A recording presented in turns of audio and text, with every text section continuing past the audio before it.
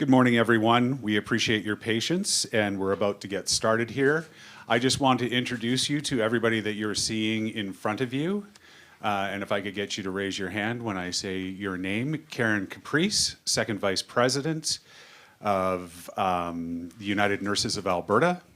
Luanne Metz, Chair of Future of Healthcare for the Alberta's New Democrat Caucus. Sandra Azakar, Vice President, Alberta Union of Provincial Employees. Corey Longo, Secretary Treasurer, Alberta Federation of Labour. Raj Uppal, President, Canadian Union of Public Employees. Sarah Hoffman, Shadow Minister for Health, Alberta's New Democrats. Chris Galloway, Executive Director, Friends of Medicare. And Mike Parker, President, Health Sciences Association of Alberta. Well done, Kirk. Good morning, everyone. Thank you all for being here. I want to acknowledge that we're gathered on Treaty 6 territory, and of course, the Métis people of Alberta share a deep connection with this land as well. I want to thank all of the healthcare leaders who are here behind me. They represent hundreds of thousands of workers who take care of patients right across our province. I also want to thank Dr. Luanne Metz and Chris Galloway for being here as well. Every Albertan deserves healthcare without worrying about how much money it's going to cost and how much is in their bank account. I know we've all been focused on the current Premier's separatist agenda. While she's doing that, her incompetent government is going full speed ahead with their plan to destroy public health care. The UCP told Albertans that Bill 55, the Health Statutes Amendment Act, is a simple housekeeping bill. Danielle Smith said she wouldn't privatize health care. But I'm here with all these amazing public health care representatives to tell you the truth. The UCP has already expanded private surgeries. They took over ownership of Alberta Health Services assets, 700 structures, and 380 land titles. And now they're pushing a bill to let private corporations run hospitals. Bill 55 allows the minister to designate private interests as the operators of our hospitals. Bill 55 allows private operators to charge patient fees for the services that they need. Bill 55 allows private operators, not doctors, to decide when a patient can be discharged or moved to another location, like a motel or someone else's hospital, or to the streets to continue their care. Bill 55 is a disgusting betrayal of the government's responsibility to ensure care is available to Albertans when and where they need it, regardless of their ability to pay. It puts decisions of who gets care and what care they need, if any, in the hands of private operators more interested in making money than taking care of people.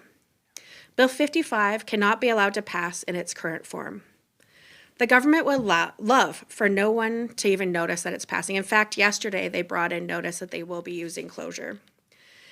To the extent that they are currently trying to curtail debate on this bill, a bill that would significantly impact healthcare, the UCP government does not want the details to see the light of day. And that's why we're working on several amendments to this damaging bill. These amendments will specify that our hospitals are publicly funded, and publicly operated.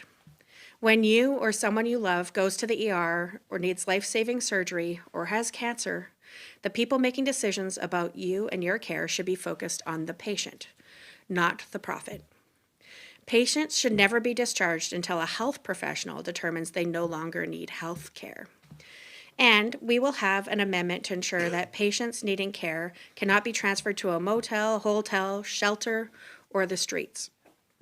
Our hospitals are owned by Albertans. We paid for them. We need to ensure that they are operated with a purpose in mind to care for Albertans. So I'll now turn things over to Chris Galloway, the Executive Director of the Friends of Medicare. Thanks, Sarah, and thanks everyone who's standing together this morning on this important issue. The government regularly claims that privatizing healthcare is going to lead to cost savings, it's going to expand capacity, and it's going to shorten wait times for Albertans. But these claims are blatantly false. The opposite continues to happen. Privatization in healthcare is already hurting our public hospitals, it's fragmenting our workforce, and it's leading to longer wait times, including for life-saving surgeries like cancer surgeries. We need this government to stop their privatization agenda. Bill 55 should not be allowed to pass as it stands. All Albertans should be concerned about this bill. And instead, we need our government to start focusing on increasing capacity in our public healthcare system and the workforce issues that our frontline workforce are facing, which is why I'm glad to turn it over to Raj Uppal, the president of CUPE Alberta, to share a few words. Thank you, Chris. It's amazing to be part of a group of people who are so passionate for protecting healthcare for Albertans. I just want to let you know that privatization is bad. It's bad for healthcare workers. It's bad for Albertans. The uncertainty that it creates in a sector that already comes with ton of pressure and ton of unpredictability, and this bill just couldn't come at a worse time. We're facing shortages of healthcare workers across all disciplines, professions, and services. It's already tough enough. It's already worse that in healthcare, we cannot staff and fill positions. And the uncertainty that it's going to create further will make it even tougher. Instead of privatizing, this government needs to focus on training, recruiting, respecting, and retaining more healthcare workers. Thank you. Thank you, Raj. We're going to stay in the front row. My name is Mike, and I'm the president of the Health Sciences Association, and it is very clear to me that Bill 55 opens the door to full privatization of Alberta's hospital infrastructure. And this is deeply concerning. As the union representing over 30,000 frontline healthcare professionals in those hospitals, our members recognize that it's the government's next attempt to sell off parts of this healthcare system so that they can believe to be making profits from the work. The government has tried this before. The failed privatization of lab services through Dynalife cost taxpayers hundreds of millions of dollars and delayed diagnoses for tens of thousands of people. Our members fought to bring lab services back into the public system, and the Premier's response was to say that that was the new change for now. So I guess that for now is today under Bill 55. And we are seeing a plan that allows private corporations to operate hospitals and deliver public health care to the services. And we are asking what services could be next. Is it lab testing back to the private? Diagnostic imaging? Physical therapy? We are hearing important reports that organ and tissue donation, cancer care, and even EMS are under consideration for outsourcing to the private sector. Thank you. Karen Caprice, Second Vice President, United Nurses of Alberta. Thank you, everyone, for being here. I'll keep my comments short because there's so many people who want to talk about this incredible betrayal of trying to sell off our hospitals to the private sector. This United Nurses of Alberta continues to defend public health care and warns about privatization and private for-profit health care in our newest campaign, that it could be better here. It really could be better here. Instead of dismantling and disintegrating all of the services that we rely on, we could be propping up and funding properly our publicly funded and publicly delivered services. And that goes a long way to recruiting and retaining and respecting the workers that do this important work for Albertans. It doesn't have to be this way. This is causing a decrease in oversight, a decrease in patients' rights, decrease in transparency, and it is a total violation of the trust of Albertans. Corey Longo, Secretary Treasurer, Alberta Federation of Labour. Thank you. Good morning. I'm awfully proud to be standing here with all these worker advocates. So what we got in front of us is Bill 55. We know the impacts and the effects of privatization on our healthcare system. We've seen this before, as Mike mentioned, with Dynalife. We've seen this through COVID. It has detrimental impacts on workers. As Secretary Treasurer of the Alberta Federation of Labour, I'm going to focus my comments on workers. The thing is, through privatization, what we end up seeing in the healthcare system is not just decreased patient outcomes, it's also poor working conditions for workers. Advocates of our public healthcare system. Instead of fixing our healthcare system as they promise, all we have seen is legislations, regulations, and budgets that have simply set in place an aggressive privatization. Left workers without any real assurance that they in fact have an implementation plan. Union workers have not been consulted or included in these changes that they have pushed through. Albertans have been left in the dark as to how all these changes will impact how they receive and when they receive and where they receive health care. All that we know is that they keep on feeding us the narrative that as long as it's publicly funded, it's defendable. But we know that delivery matters. We know that private delivery impacts the quality of care, as people have said in their speeches. Bill 55 is the last straw. It is another affront to our public health care. Alberta needs a government that actually believes in the importance of our health care. We need a government that actually believes in public health care. And this bill needs to be pulled. It needs to be pulled now. Albertans deserve better. They deserve a government that is transparent and more, like I said before, more importantly, believes in public health care.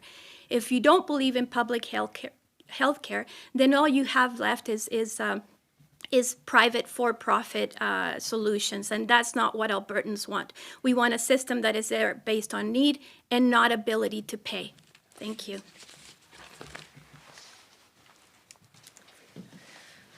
For those of us who have been around for a few years, might remember Bill 11. It was about 25 years ago that Ralph Klein tried to push private two-tiered healthcare on Albertans, and Danielle Smith is here to try to finish the job. We need to fight back. We need to make sure that everyone knows that that telling people to pay, which is absolutely part of the provision of this bill. There's a whole section on how to collect and who's responsible for collecting when somebody signs an intake form saying that they will pay. And there's also a section about if somebody refuses to leave when they've been dismissed. This is wrong. It is shameful, and we need to fight back. So thank you to everyone who's here doing that, and we're happy to take your questions. And I see that we have more than a dozen reporters online with us today. Just a reminder to everyone who's joined us by Zoom, all you need to do is raise your hand to ask a question. But I'm going to start in the room and with Sean Amato from City News Now. Hi, Emily Hoffman. My question is about who manages the healthcare system. Obviously, there is a war of ideology going on in the Alberta legislature, but I think that a lot of Albertans don't really care who runs our healthcare system. They just want to know that when they show up, they will get a doctor in a reasonable amount of time. So what evidence do you have that this will not work? Yeah, so the bill itself has sections in there about people signing intake forms where they take responsibility for paying the bill. So while I absolutely agree every Albertan wants to be able to show up and get the care when and where they need it, they don't want to have to pull out their credit card to be able to get that care. So what we've seen is that Conservative governments right here in Alberta have tried time and time again to chip away and privatize more and more care. We've seen from examples in the United States in particular and in Australia, which the minister keeps talking about, hospital profitability becomes the focus of the hospital operator, not the care of the patient. So they're working quickly to try to get you into the high-paying procedures that gets them more money either from government or from the patient, and it leads to worse health outcomes. And at the same time, we see people crippled financially when they're asked to pay a bill at the end of their important healthcare stay. While I have you, if I could ask you about measles, in a couple hours we're going to hear from a group of doctors and experts who are very concerned about what's going on. We've seen a shift in messaging this week from the government saying, please get immunized. Yeah. Just looking for your response to the measles situation and how the NDP would have handled that differently. Please get vaccinated. I want to start with that. You can build up immunity in a variety of ways. Vaccines are the safest way for you to be able to be safe and protected, and for those you love to be safe and protected. The government waited until we saw 3 children in the intensive care unit before they started to raise any alarms this weekend. The government waited until we went from a few dozen cases to over 200 cases before they started raising alarms. Now we're over 300 cases and more people requiring hospitalization, particularly for young Albertans. And they keep talking about how many people are vaccinated by 17. It's great. We do need full herd immunity. We need the numbers to go even higher. We need about 95% of us to have 2 shots. And for those who were vaccinated for measles, mumps, and rubella before 1997, most just had 1. So if you're not sure if you've had that second booster, please call 811 and get that second shot to increase your protection and the protection for those around you. But the numbers for children under 2 are still very, very low. And the number in some zones for children who are 2 years of age who've had both doses, for example, in some areas like high level, the last reported data shows 10% immunity. But that's very dangerous. And those are the kids who are most likely to suffer extreme health outcomes and potentially even death. So please, to everyone out there who's wondering, did I have a chance to get that second shot, or did I even get my kids vaccinated yet? I was so busy when they were born during COVID. Call 811, talk to your family doctor, and get that second shot. And please know that these vaccines are incredibly safe. Anyone who said otherwise is wrong and is spouting junk science. And you deserve to have a full and happy life, and so do all the people you care about. Shaylin Skulski, CTV. Thank you so much for taking our questions, and apologize, mine are off topic. My first one actually for the AUPE. Wanting to ask about that strike vote that's being held from now until Monday. I guess what's the mood of your members as they're having that vote? And then also we've learned this week that the government of Alberta applied to lock out employees of the AUPE in the event of a breakdown in those contract negotiations. So the mood and then response to that news. The mood is one where our members are ready. They're ready to take a stand. We have done a lot of work to make sure that our membership is informed and engaged in this round of bargaining, and we're looking forward to the outcome of what is a historic vote. This is the first time that public service workers have had the legal right to strike, and it has been a learning process both for the employer and for ourselves, but we're ready. We're ready to say enough is enough. We're not greedy in our ass. We are basically asking for what is fair. It's not greedy to ask for what you're worth, and that's where our members are currently at, ready to fight. And in terms of the government taking action to lock us out, that's just that is part of the course when it comes to these types of negotiations. It'll be interesting to see how they carry that out and how they're able to meet their obligations under the Essential Services Agreement if they lock us out. So everything is up in the air. It's unfortunate that the government has decided that instead of bargaining with us, that they would lock out their employees. And we're talking about members that do essential services for absolutely everybody in this province. And without us, the province does not work when it comes to government services. And my follow-up actually for MLA Hoffman, I'm wondering, I know the topic today, not wanting to distract from the issue of healthcare, but on this issue of separation, many Albertans are receiving these robocalls and flyers in their mailbox from the Republican Party of Alberta calling for this referendum on separation. I'm just wondering if your party is watching to see if this pulls any support from the governing UCP, as they're saying that that is not something that the government will be putting forward, if this presents an opportunity for the NDP, and what your message to Albertans on this issue is. Yeah, our message to Albertans on healthcare and on democracy is that we're stronger when we're together. When you're left on your own to fight for yourself, you are weaker. And when you come together, we can get better outcomes in terms of our healthcare system. Nobody should be asked to pay for healthcare. And in terms of standing up to other nations and leaders who are threatening our sovereignty, we are stronger when we are united. So our leader, Naheed Nenshi, I'm sure will be happy to answer more questions on that. But our position is always that Alberta is an important province in Confederation, and we're proud to be part of Confederation. James Snell, Western Standard. Hi, thanks for taking my question.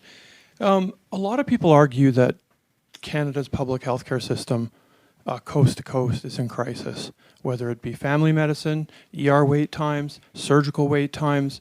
I think of the NDP jurisdiction of Winnipeg, where the Health Sciences Centre is a total disaster.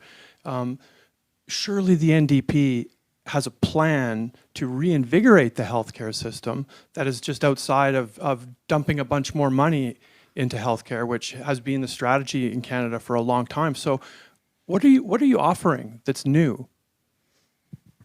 Thanks, James. The number one thing that we're offering, and that I think I had when I was the minister, and I'm so proud to be working with so many people who are behind me today, now that I'm the shadow minister, is respect.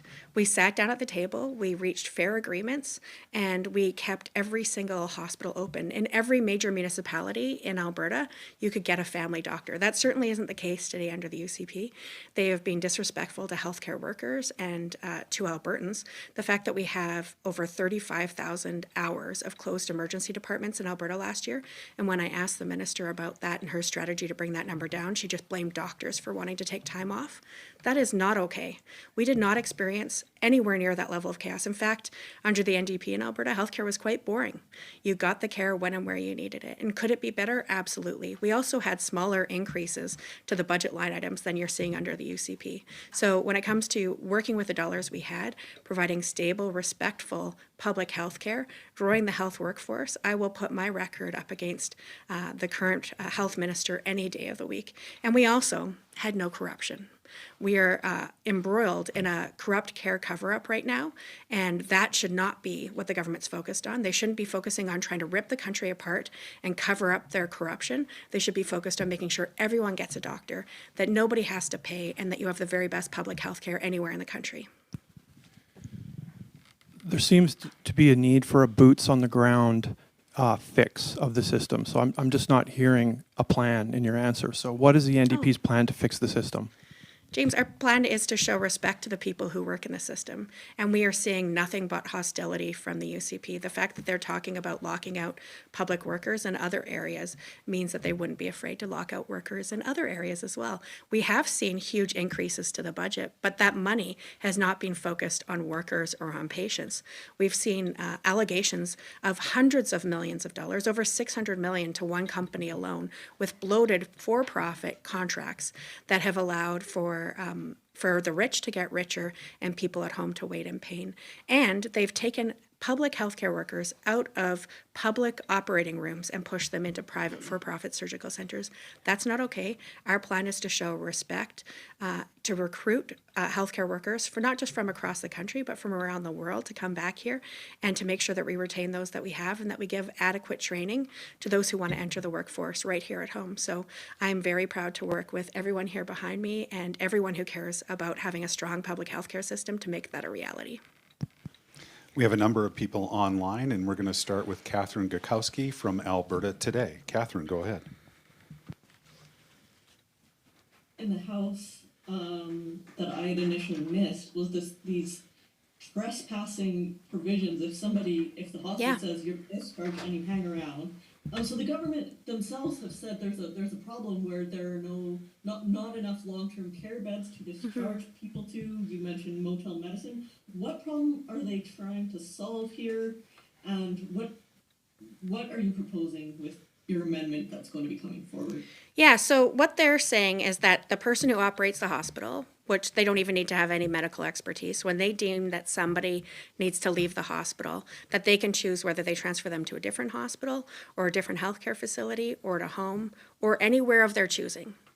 So that means that they are creating a system where private for-profit operators can choose to evict somebody from their hospital and send them to the streets, to a motel, anywhere that they so choose, or to a public hospital, right? This is the other thing. They can say, oh, we're not seeing the kind of profitability off this patient. We're going to discharge them to another health facility. And that if that person refuses to leave, that they can be fined and they can see up to 10 days of jail. That is wrong. We should be focused on making sure that the public healthcare workers in our public hospitals have the tools that they need to be able to provide the best care to everyone who's there, not focus on how we kick people out and collect from them when they leave. And follow up something that Mr. Parker brought up, but whoever wants to answer, on the outsourcing of potentially even cancer care, organ and tissue donation. I'm wondering what sorts of things are you hearing that may happen, or players that are looking to move in to that market? And are there other jurisdictions similar to Canada that have single payer where these type of things are outsourced? Yeah, I think I'd be able to answer you fulsomely if they would consult with us. So at this point, they aren't even talking to those who represent workers on the front line. But what we do see is at the moment portions of emergency medical services being privatized. What we did watch was an attempt to move thousands of lab professionals into the private sector, costing Albertans hundreds of millions of dollars. Just recently, and it's under this Bill 55, our public health inspectors are now being shifted to direct delivery from the government of Alberta. They are no longer within the realm of health services. They are under the GOA and in direct arm's reach of the government, which is an absolute atrocity when you look at the work that they did to keep us all safe. They're still doing that work today. We are facing an epidemic here with measles coming, and these folks are being drug into direct control by this government. This is the kind of maneuvering they're doing. It includes discussions in the background on cancer care, organ and tissue donation, and we were just briefed on top of this legislation last week that our folks will be moving into direct government care. It's terrible. Thank you. Thank you, Catherine. Matthew Black, Edmonton Journal. Hi, MLA Hoffman. I heard your remarks in the Assembly Tuesday night and asked the Health Minister a bit about it. He told me that the concept of a hospital operator is to provide accountability, and that none of them will be private entities, at least in the short term. Can you get your thoughts on that response and why you think hospitals will be put under private operators? Thank you, Matthew. Number one, the person who needs to be responsible is the health minister and the premier. They need to take responsibility for the chaos that they are causing in the healthcare system, that they're trying to make even worse through the changes they have in this bill and the way that they're undermining our healthcare workers each and every day. So one of the reasons why I believe this is about privatization is because they didn't put any parameters in to say that they will be publicly operated hospitals. If they actually want to say that this isn't about privatization, I've got amendments that I'll be putting forward to say that this is about making sure that they are still publicly operated and publicly accountable. But when you're a private operator, you're accountable to your owners, to your shareholders, not to the patients, not to the people of this province who paid their tax dollars to build the hospital that you want to take over and run. And let's be honest, there are a lot of hospitals that aren't profitable, and they shouldn't be, because it's an essential service that we offer to one another. So if you're focusing on profits, you're not going to be focusing on the patients that need that care. The government is trying to take less responsibility for the things that they are doing terribly. So they would love to be able to blame a private operator for 35,000 hours of closed emergency departments in Alberta. They can't today because they're public hospitals that report to the minister. It's up to the minister to take responsibility and to make sure that she steps up and runs public health care with the people of this province as their top priority, not trying to divert blame and make their insiders richer. Okay, and similarly, the department also told me that administrators won't be making patient care decisions, and I know that's not your assessment, so maybe you can just spell out for us your concerns on the role of hospital administrators as it's outlined in this new legislation. Well, the bill doesn't say anything about the administrators not making the decisions. The bill says the administrator gets to make the decision. So again, if they want to say that that's not actually what's going to happen, they should either pull this bill completely, which would be Plan A, rewrite it and come back with something that they've actually consulted and worked with folks on to make sure that is going to provide good care. Or that at a minimum, then they need to take our amendments to put these safeguards in to make sure that this doesn't cause the worst case scenario. But the fact that they didn't talk to any of these folks before they brought in this legislation says to me that they don't care about what's happening in the hospitals. They care about taking away responsibility from themselves and having somebody else to blame. They love blaming AHS CEOs. They love blaming boards. They want more people to be able to blame when the healthcare system that they are underfunding and undermining collapses. They are responsible, and they need to pull this bill so that we can get to better outcomes for patients. Thank you, Matthew. Lisa Johnson, Canadian Press. Thank you, thanks for taking my question. This is an off-topic one for Sandra about the AUPE. I understand there's a strike vote happening starting today. I can't get on your website at the moment. I think that there's a lot of interest in that, but I'm wondering what your reaction is to the government applying to the Alberta Labour Relations Board for a potential lockout during this bargaining process, and what you expect to how you expect this to play out here with your members. The fact that the government has chosen to apply for a lockout hearing through the Labor Relations Board that will be heard actually on May the 14th just shows you that they're not really willing to negotiate and acknowledge the value that all our members have when it comes to the work that they provide to Albertans every day. And so I think it only served to motivate our members more to be able to stand up for what is fair, what it is that we deserve in terms of the work that we do. We have not seen any significant increases for decades now. Our members are also impacted by the high cost of living, by inflation, by the affordability crisis. We're all part of this province. We're all part, active members of communities where sometimes the GOA is the only employer. And so, it just shows the disrespect, the ongoing disrespect that you've heard from healthcare workers, that gets translated into government workers as well. And it's unfortunate that they've decided to take this stand instead of coming to the table and really negotiating with us for increases that actually will impact our membership and their ability to do their jobs in a better way. Thank you. Thanks for that. I have another unrelated question for Sarah. That has nothing to do with healthcare, unfortunately, but I just wanted to get your reaction to something that the Premier said to Vashi yesterday on CTV. Smith was asked if it wasn't easier to quell separatism by just taking it off the table if the Premier doesn't support separating Alberta from Canada. And the Premier said, if there isn't an outlet, it creates a new party.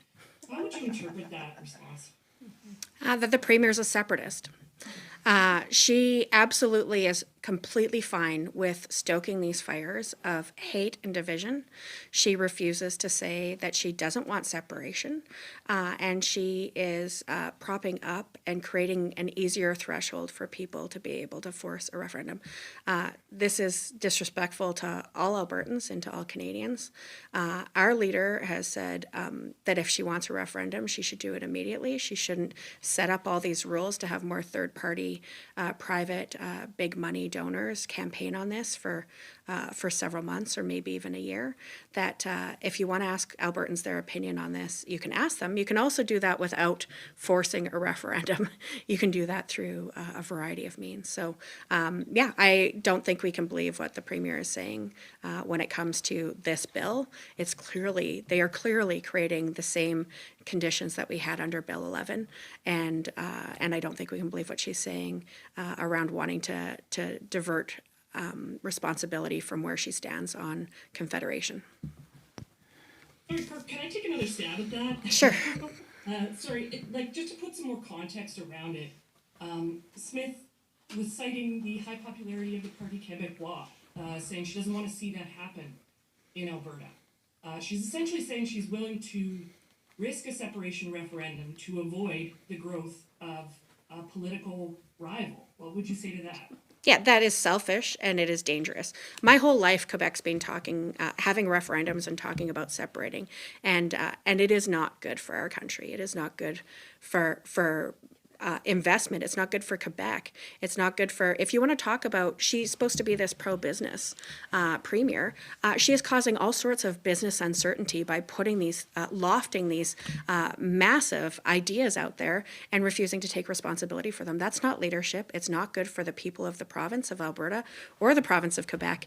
I want a strong Canada where we all get what we rightfully deserve and we can have great public health care. It's one of the things that makes Albertans so proud to be Canadian, is that we have great healthcare, and people talk about it when we are outside of this country all the time.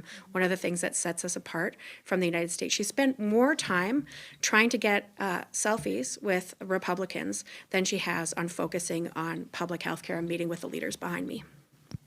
Thank you, Lisa. Our final questions come from Emmanuel Prince-Lavote from Radio-Canada.